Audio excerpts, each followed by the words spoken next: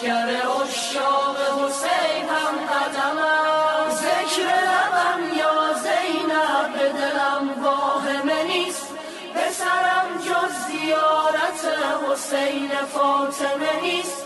خدا مرا از در این خانه جدا نکند، جدایی در این خانه مرا خاتمه نیست. خطوط قرمز دور حرم ز خون من است، چو برکم که مرگ من همان سکون من است.